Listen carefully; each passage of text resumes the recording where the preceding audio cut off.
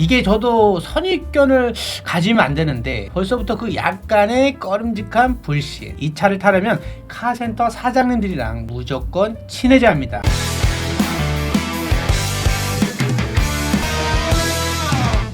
저희 셀카에서 중고차 구매하시면 모든 AS 완벽히 철저히 해드리겠습니다. 또한 허위 매물 근절을 위한 컨텐츠를 통해 깨끗한 중고차 시장을 만들기 위해 노력하겠습니다. 구독, 좋아요, 알림 설정 꾹 눌러주세요. 안녕하십니까, 셀카 대표 엄만호입니다. 오늘은 절대 사지 말아야 할 수입차라고 타이틀을 걸어봤습니다만, 나는 그 차 정말 멀쩡하게 잘 타고 다니는데 왜 그래? 왜 삼자가 자꾸 옆에서 그러는 거야? 라고 하시는 해당 차량 오너분들도 분명히 계실 거예요. 좀 더 순화해서 얘기하자면 구매할 때 좀 더 신중하게 고민을 해봐야 하는 수입차 정도로 말씀드릴 수 있겠습니다. 각자의 호불호와 기준에 따라서 여전히 수요가 있는 차들이니까 이 영상 끝까지 한번 보시고 구매할 때 한 번 더 생각해 보시길 바라는 마음에 이렇게 영상을 찍게 되었네요. 자, 시작하겠습니다. 첫 번째, 중국 자동차입니다. 중국 자동차가 우리나라에 정식으로 수입이 되고 있나? 길거리에서 본 적이 없는데 라는 반응이 있을 수 있습니다. 왜냐? 저도 못 봤거든요. 그런데 그거 아시나요? 작년에 이미 중국으로부터의 자동차 수입액이 독일과 미국에 이어 세 번째가 됐습니다.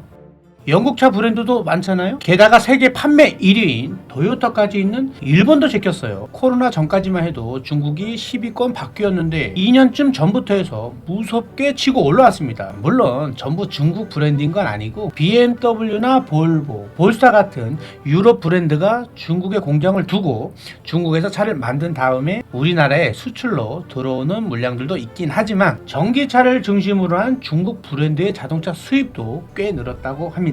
전기차 구매를 고려하시는 구독자분들이 계신다면 비아디 전기차를 생각해 보시는 분들도 있을 겁니다. 그리고 샤오펑이나 리오토 등등이 또 있겠죠. 물론 중국 자동차 산업이 최근 몇 년 새 급격하게 발전했습니다. 특히 배터리 기술이나 자율주행 기술이 크게 발전을 한 데다가 역시 중국산 하면 가격 경쟁이 가장 큰 메리트가 있겠죠. 자, 그럼 이 중국산 차를 사려면 어떤 걸 신중하게 고려를 해봐야 할까요? 먼저 품질과 신뢰도 문제입니다. 중국 기술 물론 좋아진 거 알아요.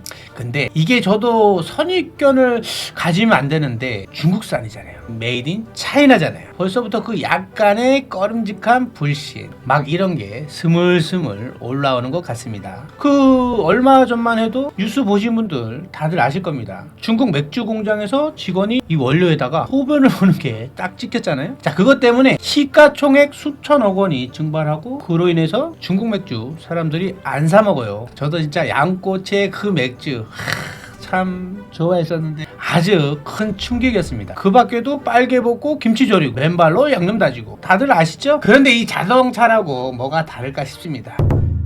중국 전기차가 많이 좋아졌다고 하는데 중국 제품의 가장 큰 메리트가 뭐가 있을까요? 바로 가성비 아닐까요? 근데 좀 괜찮아 보이는 중국 전기차도 이 가격이 만만치가 않아요. 이 가격에 굳이 이 차를 싶은 게 많습니다. 게다가 부품 호환성이 떨어져서 정비받기도 쉽지 않다는 문제점이 있습니다. 자, 이어서 두 번째, 바로 영국 차입니다. 영국, 유럽 선진국의 자동차가 왜 하실 수도 있지만 이 브랜드 이름을 들어보시면 하시는 분들이 많으실 겁니다. 대표적으로 랜드로버와 제규어가 있죠. 랜드로버와 관련된 농담들 혹시 들어보셨나요? 자, 랜드로버 차주들은 만나도 인사를 하지 않습니다. 왜냐? 이미 아침에 서비스 센터에서 만났기 때문입니다. 도로에서 랜드로버를 봤다면 그건 카센터 들어가는 차 혹은 센터에서 방금 나온 차 둘 중 하나다 얘기가 있어요. 자, 랜드로버를 사려면 수리 맡겨놓을 차, 수리 받을 동안 탈 수 있는 차, 수리에 쓸 부품용 차, 자, 이렇게 세대를 사야 한다.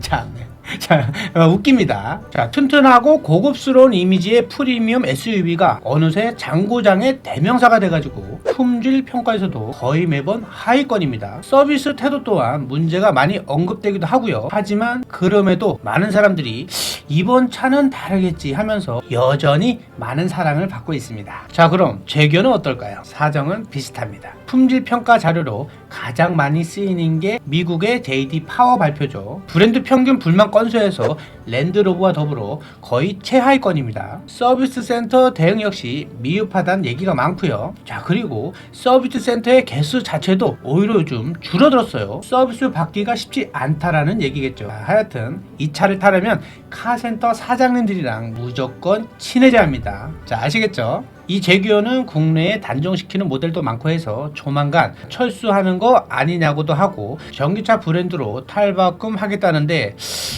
과연 잘 될지는 모르겠습니다. 이렇게 소비자들의 신뢰를 잃다 보니 구 브랜드 중고차 시세 감가가 아주 큰 편입니다. 1년이 지나면 한 2천에서 3천만 원 넘게 빠져요. 막말로 신차 사면 그 다음날 반값이 된다라는 농담도 합니다. 자, 그러니까 재판매할 때의 손해를 생각하신다면 중고차를 선택하시는 것도 하나의 좋은 방법이라고 보여집니다. 자, 세 번째는 미국의 자동차입니다. 캐딜락, 링컨, 크라이슬러 같은 차들의 경우에도 구매하시기 전에 충분히 고민을 해보셔야 합니다. 미국 차의 외적인 이미지를 떠올려 보시면 어떠세요? 좋게 말하면 보수적이고 심플한 디자인이라고 하지만 나쁘게 말하면 조금 투박하고 단순한 느낌이 있죠. 인테리어도 그렇잖아요. 버튼을 왜 이렇게 안 보이는 데다가 숨겨 놓은 거야. 자, 우리나라에서는 스포티하거나 세련된 디자인을 조금 더 선호하기 때문에 인기가 그렇게 많은 것 같지는 않습니다. 미국은 기름값이 싸서 연비를 크게 중요시하지 않다 보니까 대체적으로 배기량 빵빵하고 높은 출력을 강조하는데, 반면에 우리나라에서 타고 다니면 기름값이 많이 든다는 단점이 생기겠죠. 아메리칸 머슬카 아시죠? 카마로, 머스탱 이런 애들 정말 기름 좀 먹는 괴물들입니다.